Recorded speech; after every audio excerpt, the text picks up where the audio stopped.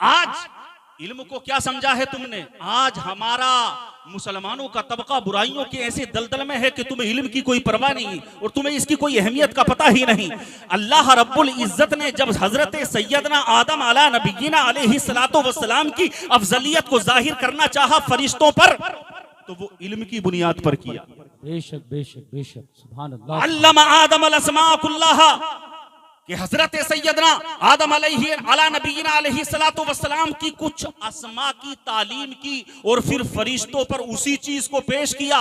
और जब फरिश्ते ना बता सके तो जो वो हजरत सैयदना आदम अला नबीना अलैहिस्सलातु वस्सलाम ने बताया तो फरिश्तों को रब ने हुक्म दिया, ए फरिश्तों तुम देखो, मैं नहीं कहता था कि तू ये वो जानता है जो तुम नहीं जानते।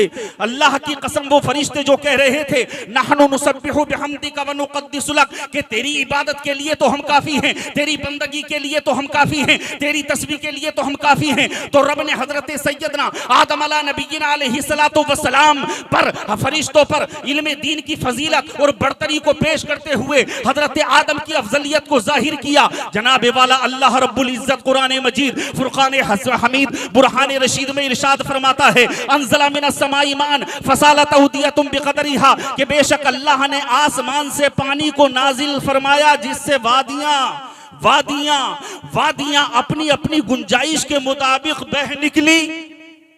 सुभान अल्लाह सुभान अल्लाह, बह निकली। इस आयत करीमा की तफसीर में हजरत सैयदना अब्दुल्ला इब्ने अब्बास कहे सुभान अल्लाह, सुभान अल्लाह, सुभान ये मुफस्सिर कुरान है।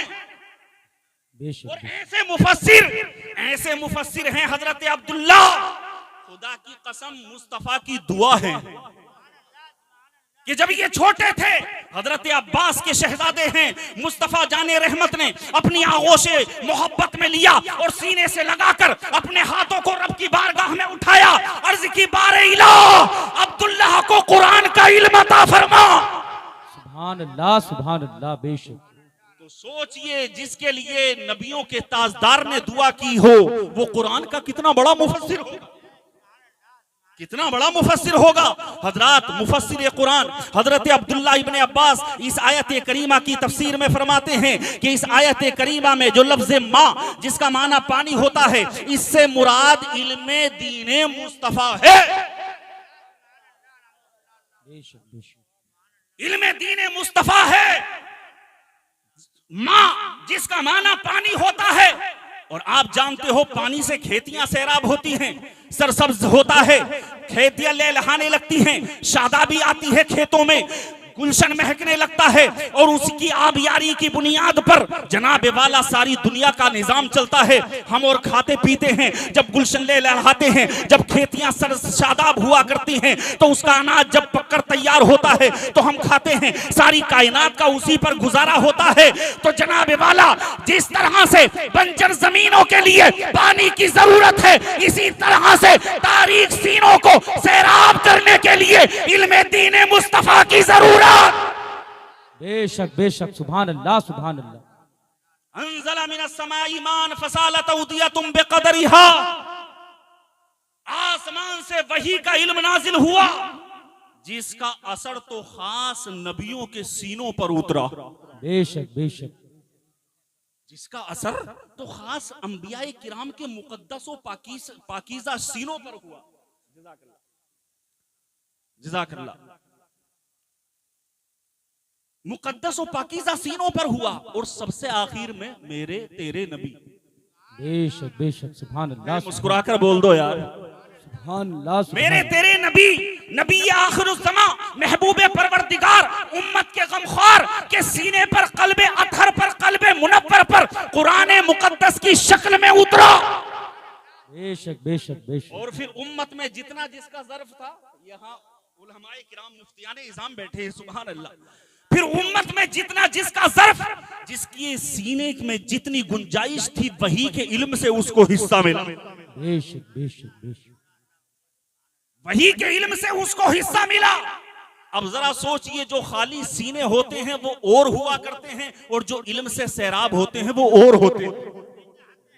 उनकी अहमियत और होती है, जो इल्म से सैराब होते हैं उनकी अहमियत और हुआ करती है। जनाब वाला, ये इल्म का बीज जिस मामूली सी मिट्टी में आ जाता है तो वो सीना जब कुशादा इल्म से होता है तो वो अफजलियत पा जाता है, वो फजीलत वाला हो जाता है। जिस तरह से आप सुनिएगा, तवज्जो कीजिएगा, मेरी तरफ देखिएगा, बोलिए सुभान अल्लाह, सुभान अल्लाह, देखिएगा, सुभान अल्लाह, समझिएगा कि जिस तरह से एक काफिर है और एक बंदा मोमिन है, तो जनाब वाला काफिर कितना ही बड़ा मालदार क्यों ना हो, कितना ही बड़ा अमीर क्यों ना हो, कितना ही बड़ा वक्त का बादशाह क्यों ना हो, लेकिन उसके मुकाबले में मोमिन की फजीलत है।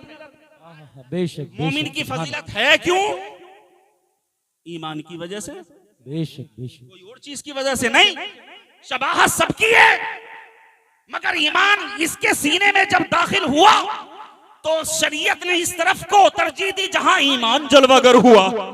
अब जैसे ईमानी बुनियाद पर फजीलत आ जाती है, ठीक इसी तरह से इल्मे दीन की बुनियाद पर भी बंदे में अफजलियत आ जाती है, वो बढ़तरी आ जाती है। अल्लाह ने फरमाया अंज़ला मिनस समाई ईमान फसालत औदियतुम बिक़दरिहा, तो अल्लाह ने जिन सीनों को चुना है इल्मे दीन मुस्तफ़ा के लिए, खुदा की कसम रब्बे कदीर ने जिन सीनों को चुना, अब चाहे वो किसी बादशाह का बेटा हो, चाहे खलीफा वक्त का बेटा हो, चाहे किसी अमीर का बेटा हो, चाहे किसी गरीब का बेटा हो, चाहे किसी मजदूर का बेटा हो, चाहे किसी किसान का बेटा हो, चाहे किसी रेली चलाने वाले का बेटा हो, चाहे किसी मजदूरी करने वाले का बेटा हो, और अल्लाह ने उसको चुन लिया है और इल्मे दीन मुस्तफा उसके सीने में सरायत कर चुका है। तो कुरान ऐलान करता, दुनिया वालों, ये है फजीलत जो अल्लाह ने अता की है। बेशक बेशक, सुभान अल्लाह, सुभान अल्लाह। नारे तकबीर, नारे रिसालत, फैजाने औलियाए इकराम, मसलके आला हजरत सिद्दीक़े अकबर कॉन्फ्रेंस, जश्ने दस्तारे हुफ़ाज़, नारे तकबीर। ये है फजीलत जो अल्लाह ने इन चुने हुए बंदों को अता की है।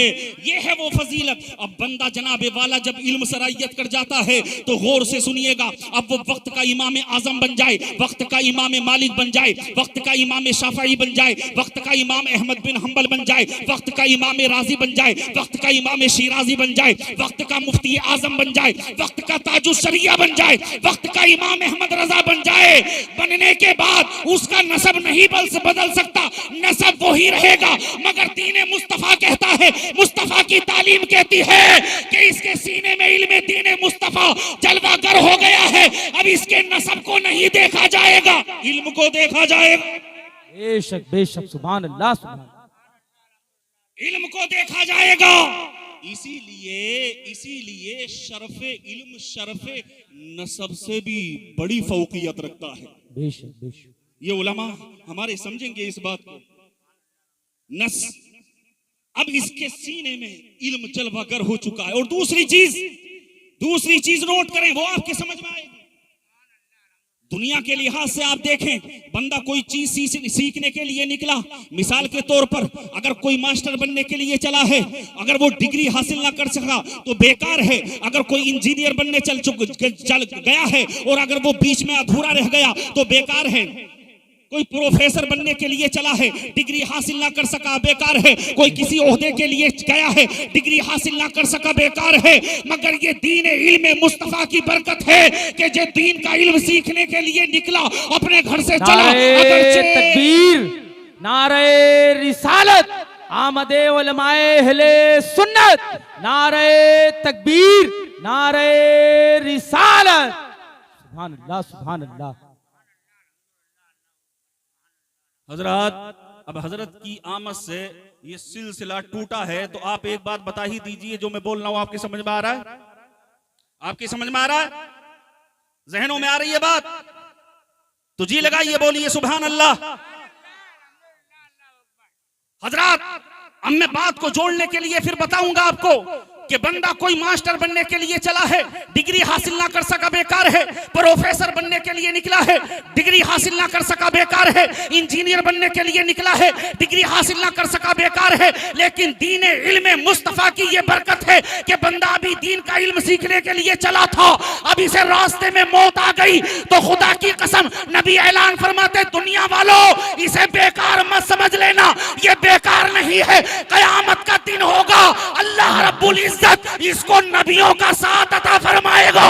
बेशक बेशक, सुभान अल्लाह, सुभान अल्लाह, सुभान अल्लाह। बेशक, इसको नबियों का साथ अता फरमाएगा। ये क्या है? इल्म दीन मुस्तफा है। अंज़ला मिनस समाई माअन फसालत औदियतुम बिक़दरिहा, जो इसके सीने में सरायत कर चुका है, इसका सीना जो इल्म के लिए वादी बन गया है, खुदा की कसम अब इसकी इज्जत तो देखो।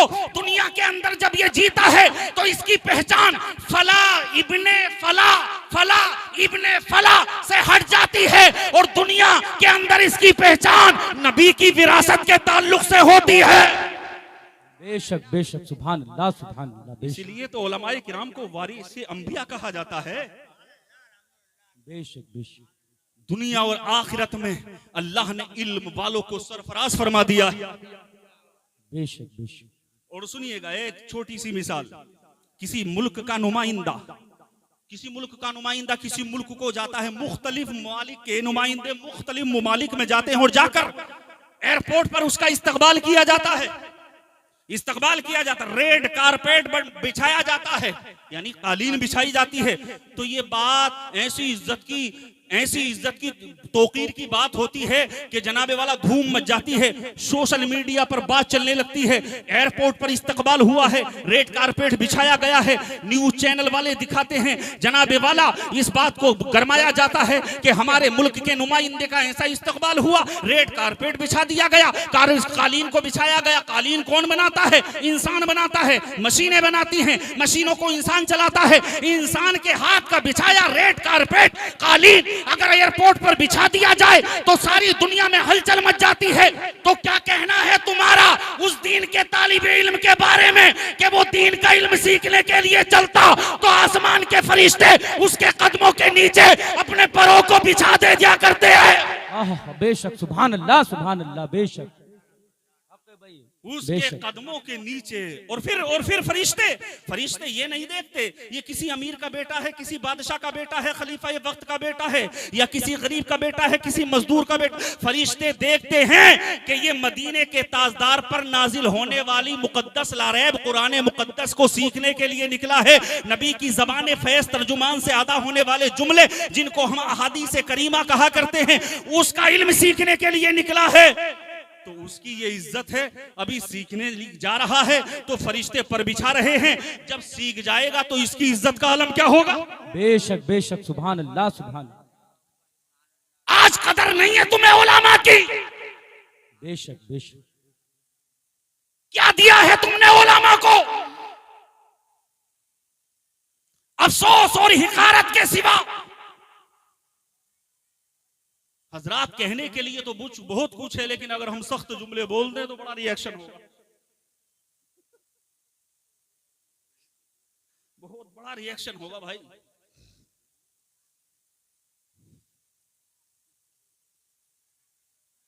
बोलिए एक मर्तबा सुभान अल्लाह सुभान अल्लाह सुभान। अब सोचिए, अभी सीखने जा रहा है, फरिश्ते पर बिछा रहे हैं, सीख जाएगा तो इसकी इज्जत का आलम क्या होगा? और जब सीखने के बाद अमल करने वाला बन जाएगा तो आलम क्या होगा? और जब सीखने के बाद सिखाने वाला बन जाएगा तो आलम क्या होगा? बेशक बेशक। नबी फरमाते दीन का इल्म सीखने वाला जब सीखने के लिए जाता है तो सुराखों में चींटियां, दरियाओं में मछलियां, आसमानों पर फरिश्ते उसकी मगफिरत की दुआ करते हैं। जोर से बोलो सुभान अल्लाह सुभान। उसके लिए दुआ करते हैं। आज मुआशरा देखें हम जनाब वाला क्या है, कैसी तबाहियों के, कैसी बर्बादियों के दहाने पर खड़ा है।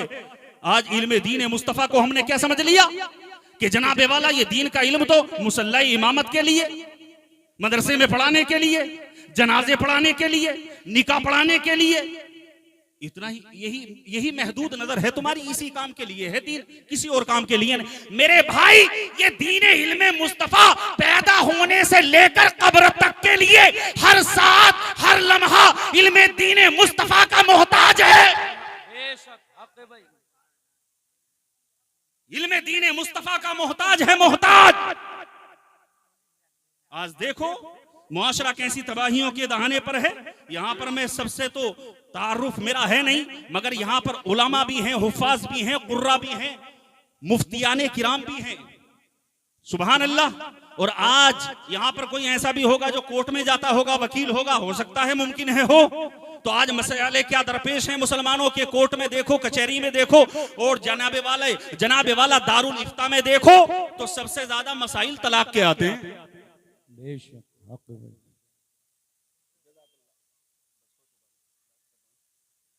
सबसे ज्यादा मसाइल तलाक के आते हैं, तलाक के सबसे ज्यादा। जनाबे वाला अब होता क्या है, मुफ्ती साहब के पास आते हैं, जी हमने गुस्से में तलाक दे दी। अबे गुस्से में भी दे दी तो हो ही गई। इल्म होता तो तीनों एक साथ में धड़ाधड़ न मारता, तरीके से देता, गुंजाइश हो सकती थी, मगर तूने तो सारी बमबारी कर दी। कहता जी मजाक में दे दी, मजाक में भी हो गई, हर हाल में हो गई। अब रिश्तेदार कहते हैं जी सुलह कर लो, अब सुलह की बात करता, अबे खुदा के हराम किए को हलाल कराने आया है तू। जिसको खुदा ने हराम कर दिया उसको हलाल कराने की कोशिश कर रहा है।